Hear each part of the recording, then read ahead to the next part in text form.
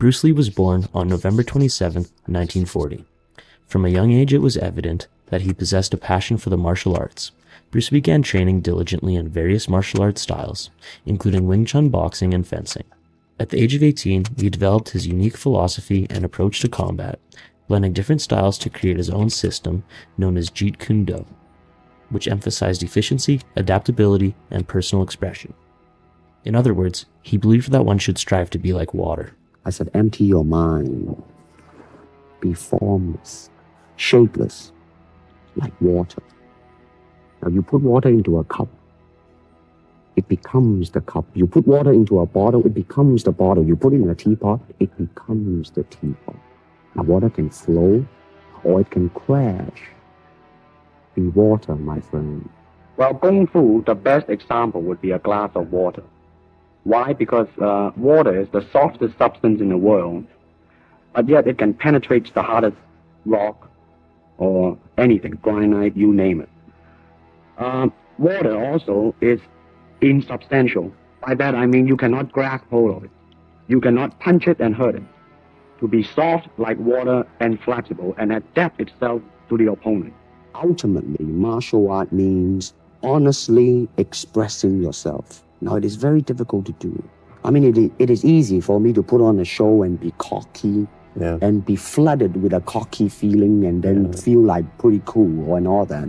Or I can make all kinds of phony things, you see what I mean? Blinded by it. Or I can show you some really fancy movement. But to express oneself honestly, not lying to oneself, and to express myself honestly, now that, my friend, is very hard to do. It might sound too philosophical, but it's unacting, acting, or acting, unacting. If You've lost me. I have, right? So what I'm saying, actually, you see, I mean, it's a combination of both. I mean, here it is the natural instinct, and here is control. You are to combine the two in harmony. Not, if you have one to the extreme, you will be very unscientific.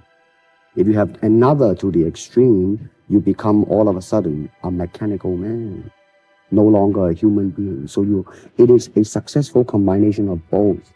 So therefore, it is not only, therefore it's not pure naturalness or unnaturalness.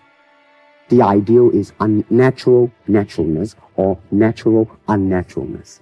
Yin yang, eh? Right, man, that's it.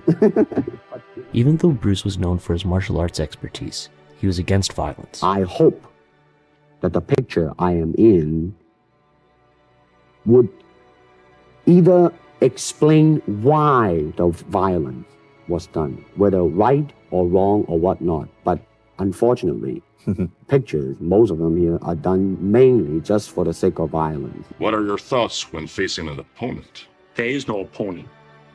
And why is that? Because the word I does not exist. You want to learn the way to win, but never to accept the way to lose. To accept defeat, to learn to die is to be liberated from it. So when tomorrow comes, you must free your ambitious mind and learn the art of dying. In 1971, he caught the attention of Hollywood with his incredible talent. He starred in his first major motion picture, The Big Boss, followed by The Way of the Dragon and Fist of Fury.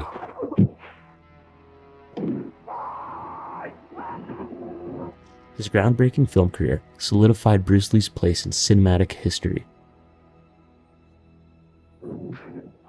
Although his philosophy went beyond just physical combat, through his art, he sought to transcend cultural and ethnic boundaries, to bridge the gap between East and West, and unite humanity. You still think of yourself Chinese, or do you ever think of yourself as North American? You know what I want to think of myself? As a human being. Because, I don't want to sound like, as Confucius say, but under the sky, under the heaven, man, there is but one family. It just so happened, man, that people are different. I think you'd probably agree, Bruce, that the thing that's limited the appeal of Chinese films to Western audiences is that it's very unusual to find a Chinese actor who can act. And when I say that, I mean act in a Western style, in a manner that would make non-Chinese pay money to see them. You seem to have crossed that barrier.